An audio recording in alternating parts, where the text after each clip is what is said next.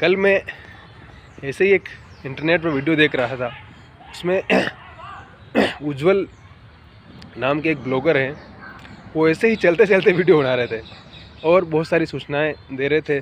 तो मैंने सोचा कि मैं भी क्यों ना उनको कॉपी करते हुए इस पर बात करूं और कोशिश करूं कि इस प्रकार का प्रयोग हम भी कर सकते हैं।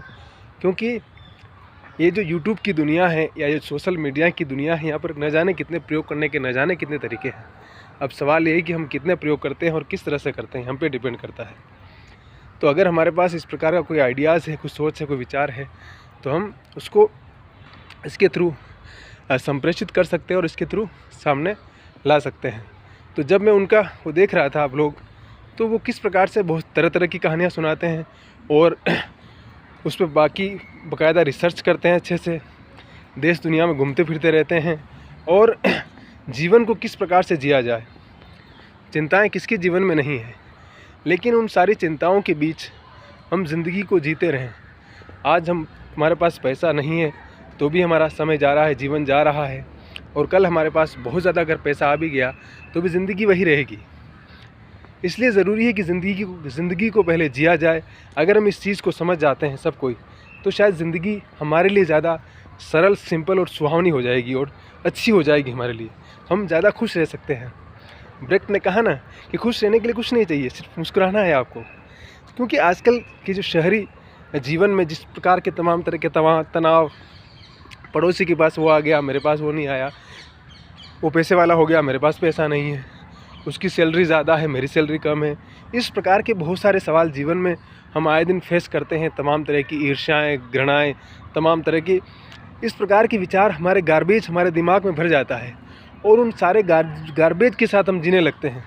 हम अपने जीवन की जो सहजता है, सरलता है, वास्तविकता है, उसको भूल करके जब उस गार्बेज में चले जाते हैं, तो हमारा जीवन सिंपल होने के बावजूद भी अपने आप ही कह सकते हैं कि स्टफ हो जाता है, एकदम हैट्रिक हो जाता है। और हम इस प्रकार की चिंताओं में, जिनका कोई आधार नहीं है, जिनका कोई बेस नहीं है, उनमें चले जाते हैं। और जब उनमें चले जाते हैं तो जाहिर सी बात है, हम चाहें या न चाहें फिर भी न जाने किस प्रकार के तनाव, न जाने किस प्रकार के दबाव हमारे दिलो दिमाग में रहते हैं। न रात को अच्छी नींद आती है, न दिन में अच्छा काम कर पाते हैं, न अपने आप को ऊर्जा से भरा महसूस कर पाते हैं और न कोई काम ढंग से कर पाते हैं। और हम हमेशा अपने आप को अधूरा, अकेला, खाली, अनयूजेबल और न जाने क्या क्या महसूस करने लगते हैं। तो जब इस प्रकार की स्थिति आती है तो उसमें क्या होता है कि हम एक अलग ही विचार में, एक अलग ही मनोविज्ञान की दुनिया में चले जाते हैं। और जब उससे बाहर निकलने के बहुत सारे जब तरीके हम इस्तेमाल करते हैं, तो तरीके यही है कि हम जितना अधिक हो सके सिंपल, ऑर्डिनरी ज़िंदगी, ऑर्डिनरी चीज़ों के बारे में सोचना शुरू करें। कि अगर हमारे पास पैसा नहीं है तो हमसे न जाने गरीब कितने लोग हैं जिनके पास कुछ भी नहीं है और वो कैसे उसको फेस कर रहे हैं। उसके बाद वो उसका जब जवाब देने लगते हैं या जब उसका सॉल्यूशन ढूंढते हैं, तो उस सॉल्यूशन में उनके पास इस प्रकार के बहुत सारे तर्क भी होते हैं और उन तर्कों के साथ जब वो बात करने लगते हैं तो उनका समाधान उनके पास खुद ब खुद आने लगता है। इसलिए ज़रूरी है कि हम उन सारी चीज़ों को समझते हुए उनका समाधान ढूंढें और नेगेटिविटी से जितना हो सके उतना अधिक बाहर आए और जितना अधिक हो सके हम सिंपल थॉट, सिंपल लाइफ का इस्तेमाल करते हुए एक बहुत विराट सोच के साथ आगे बढ़े। तब शायद हमारे पास उसका एक ऑथेंटिक, कह सकते हैं एक साइंटिफिक हम उसको समाधान दे सकते हैं। अगर हम ऐसा नहीं करते हैं, अगर हम ऐसा करने में कामयाब नहीं होते हैं, तब हम सिर्फ सोचते रहेंगे और सोचने से कुछ नहीं होगा मित्रों। इसलिए ज़रूरी है कि आज की शहरी जीवन की हैट्रिकता से बाहर निकलने के लिए हमें उस रास्ते का इस्तेमाल करने की आवश्यकता है। अगर हम उसका इस्तेमाल नहीं करेंगे तो हम दूसरों की उन्नति से सिर्फ जल सकते हैं और उसका कोई हमारे पास समाधान नहीं है।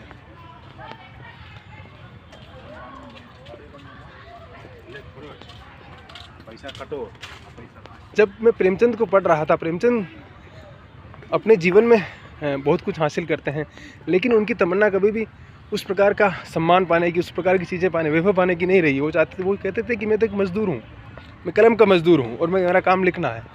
तो जब उनके मन में भाव बना रहा तो शायद वो सारी उम्र लिखते रहे और एक अच्छा जीवन जी पाए।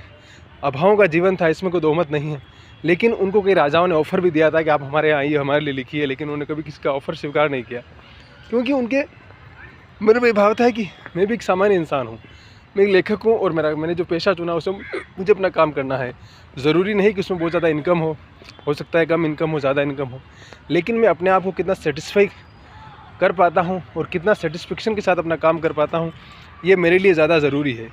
तो उन्होंने उस सेटिस्फेक्शन वाले रास्ते को चुन करके अपने आप को खुद को सेटिस्फाई किया उन्होंने, और उस सेटिस्फेक्शन में वो कह सकते हैं कि एक लेखक की जो भूमिका होती है उस भूमिका को निभाते चले गए और कभी भी जीवन में इस प्रकार की चीज़ों की शिकार नहीं हुए। इसीलिए उन्होंने न जाने कितनी लेखों को तैयार किया, हंस पत्रिका निकाली, और अपने समय में ब्रिटिश हुकूमत का विरोध करते हुए नहीं करते हुए जैसे भी उन्होंने अपने हिसाब से अपने लिटरेचर में लिखा, लेकिन उन्होंने एक युगांतकारी लेखक की भूमिका के रूप में। इसलिए हर कोई प्रेमचंद नहीं हो सकता है, तो हर कोई एक सफल इंसान नहीं हो सकता है। सफल तो बहुत होते हैं, लेकिन फिर अपने आप को अधूरा, खाली महसूस करने लगते हैं। तो उस खालीपन, उस अधूरेपन से निकलने का जो तरीका ईजाद किया गया है, जो बनाया गया है, उसमें ये भी एक तरीका है कि हम कितना अधिक अपने आप को ऑर्डिनरी ज़िंदगी के साथ जोड़ पाते हैं, अपने आप को कितना ऑर्डिनरी महसूस कर पाते हैं, समझ पाते हैं। वो ऑर्डिनरी चीज़ें ही हमारे जीवन में एक्स्ट्रा ऑर्डिनरी वर्क की तरफ ले जाने में हमें मदद करती है। हम चाहे सोचें या न सोचें वो अलग मैटर है, लेकिन वो सबसे बड़ी बात वही है हमारे लिए। इसलिए इस नेचर के साथ में हमें जाने की ज़रूरत है। हमें बहुत सारी चीज़ें एक्सपेरिमेंट करने की ज़रूरत पड़ती है। जब आदमी को इस प्रकार की चीज़ें आती है तब हमें मोटिवेशनल लोगों को सुनना होता है, हमें अच्छे लोगों के साथ रहना होता है, हमारे हौसलों को बढ़ाने वाली चीज़ों को पढ़ना होता है, करना होता है, और लगातार बॉडी को मोटिवेट करना होता है, योगा करना होता है, घूमना होता है, फिरना होता है, वॉकिंग करना होता है, एक्सरसाइज करना होता है। वो सारी चीज़ें हमारे फिज़िकल और मेंटल दोनों ही चीज़ों को रिकवर करती है और हमें उस जोन से बाहर निकालती है। क्योंकि जब तक हम उस जोन से बाहर नहीं आते हैं, नहीं निकलेंगे, तब तक हम उस चीज़ से बाहर नहीं आ पाते हैं। मैं खुद भी इस प्रकार की समस्या से बहुत ज़्यादा गुजरा और कई बार इसका लेकर के बड़े नेगेटिव विचार आए, लेकिन फिर धीरे धीरे अपने आप को साधने की कोशिश की, अपना काम किया और करके धीरे धीरे उस समस्या से बाहर निकला और निकल करके अपने आप को एक परफेक्ट रास्ते की तरफ वापस लेके आया। तो मुश्किल नहीं है, बस थोड़ा कठिन लगेगा, लेकिन शुरुआत करने की ज़रूरत है। क्योंकि कहते हैं कि एक कदम चलने से ही आगे की यात्रा शुरू होती है, तो सब कुछ ज़ीरो से ही शुरू होता है। तो अगर हम शुरुआत करते हैं और हमारे पास शुरू करने का दुस्साहस है, क्योंकि दुस्साहस तो करने की आवश्यकता है मित्र, कुछ भी करना है तो दुस्साहस तो करना ही होगा, जोन को ब्रेक करना ही होगा। हम जब तक जोन को ब्रेक नहीं करेंगे तब तक न तो खुश रह सकते हैं, न कुछ हासिल कर सकते हैं। तो बस खुश रहिए, हंसते रहिए, मुस्कुराते रहिए और हमारे साथ बने रहिए। हमारे चैनल को सब्सक्राइब कीजिए और आगे फॉरवर्ड कीजिए और बेल आइकन दबाइए और लाइक कीजिए और शेयर कीजिए, और जो कुछ भी सुझाव हो आप दीजिए हमको। हम इसमें जितना कुछ हो सकता है इम्प्रूवमेंट करेंगे।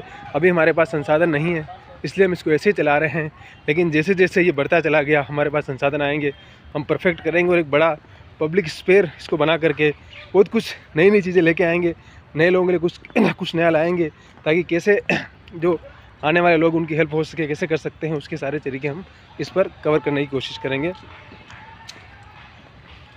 थैंक यू, शुक्रिया।